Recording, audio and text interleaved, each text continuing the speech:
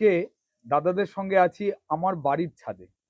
আজকে যেখানে কাজ হবে একটা দরজার পালিশ, দরজা হোক বা খাট, পালিশের জন্য যে উপকরণগুলো লাগে প্রথমে সেটা দেখাবো এবং কোনটার জন্য কি পরিমাণ ব্যবহার হবে এই দাদারাই সেটা বলবেন। তাহলে আমরা এখন শুরু করছি আজকের আমাদের ভিডিওটা দারুণ গঠনমূলক হতে চলেছে। আর প্রত্যেকের বাড়িতেই যাদের ফার্নিচারের কাজ হয় আশা করি প্রত্যেকের এই প্রয়োজনগুলো লাগবে, তাই সকলকে ভিডিওটা দেখার জন্য অনুরোধ রইল। যদি ভালো লাগে অবশ্যই লাইক, কমেন্ট এবং আমার ইউটিউব চ্যানেল সাবস্ক্রাইব করবেন এই ধরনের ভালো ভালো ভিডিও পাওয়ার জন্য। আচ্ছা দাদা, আজকে তো দরজাটা আমি পালিশ করছি আমার বাড়ির। তোমাদের দুজনের পরিচয় দিয়ে দাও। তোমার নাম কি? আমার নাম রবি দাস। ক্যামেরার দিকে তাকিয়ে বলো, সবাই দেখবে। রবি দাস আর সুখদেব সরকার আজকে আমার খাট পালিশের দুই প্রয়োজনীয় লোক। এবার কি কি লাগছে দাদারা পরিচয় করা, কি কি জিনিস আনা হয়েছে একটু দেখি। বলো কি কি এনেছো। গালা নিয়ে আসা হয়েছে। আচ্ছা, এটা গালা। গালা। আচ্ছা, এটাকে এখানে কি একটু ঢালা যাবে? হ্যাঁ, ঢালা যাবে। একটু ঢালো। এই যে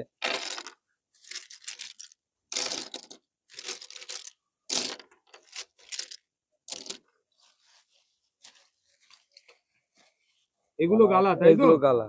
আচ্ছা, একটা ভালো কোম্পানির নাম বলো, যে গালাটা তুমি ব্যবহার করো সে কোন কোম্পানির গালা হলে ভালো হয়? অলোক সুপার কুসুম। অলোক সুপার কুসুম, এই গালাটা তুমি ব্যবহার করছো এখন? হ্যাঁ।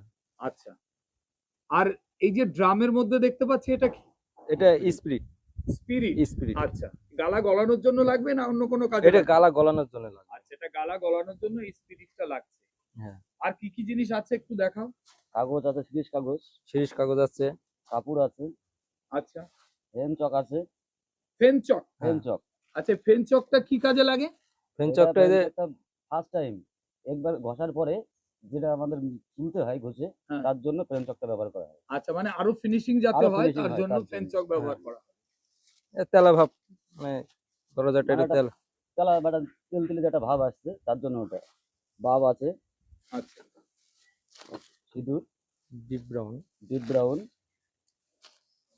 ব্যাস। আপাতত এগুলো হচ্ছে তোমার প্রয়োজনীয় জিনিস। হ্যাঁ, প্রয়োজনীয়। আচ্ছা, আমি একটা কথা জিজ্ঞাসা করি, যে এই যে গালাটা এখানে কত পরিমাণ গালা আছে? একটা দরজার জন্য 250, এখানে আছে টোটাল 500 গ্রাম। আচ্ছা, এই জন্য 250 গ্রাম নিয়ে নিচ্ছে এখানে। হ্যাঁ। আচ্ছা আচ্ছা। এবার এই গালাটা এর ভিতরে, এই কোটোর ভিতরে আমি দিয়ে দেবো। এই যে দিয়ে দিলাম কোটোর ভিতরে।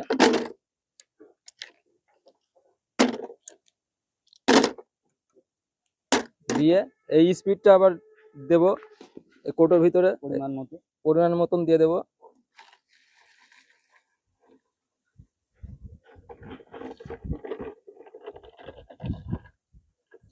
এবার স্পিডটা দিয়ে দিলাম পরিমাণ মতন। রোদ্রে রাখবো। এবার এটা দিয়ে আটকিয়ে এটাকে গলানোর জন্য শীতের সময় রোদ্দুরে রাখতে হয়। একটু রোদ্দুরে রাখবো। এবারে এগুলো ঘুষে ফেল দাও। মোটামুটি প্রয়োজনীয় তথ্যগুলো আমি পেয়ে গেলাম। তাহলে আমি এখানে কি কি উপকরণ আছে আমি একবার পরিষ্কার করে বলি।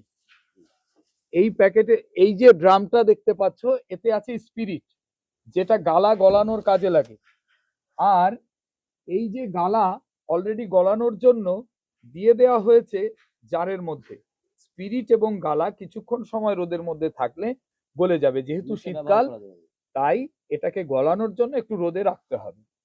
আর একটা জিনিস, এখানে যে শিরিষ কাগজটা দেখানো হচ্ছে, এই শিরিষ কাগজটা হচ্ছে 150 নম্বর, আর এটা হচ্ছে ব্রাউন শিরিষ। আগে এটাকে কাটার জন্য, ভালো করে ঘষার জন্য এটাকে ব্যবহার করা হয়েছে।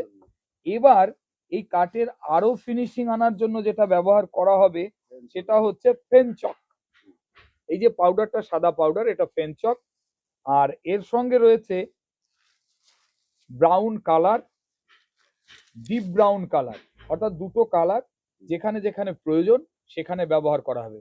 হ্যাঁ, সুন্দর কাঠের মধ্যে কেন আমি কালার ব্যবহার করব, কারণ কিছু কিছু কাঠে বেশ কিছু জায়গায় অসার রয়েছে, অর্থাৎ সেই অসার জায়গাটাকে কভার দেওয়ার জন্য এই রংটাকে একটু ব্যবহার করতে হয় সামান্য।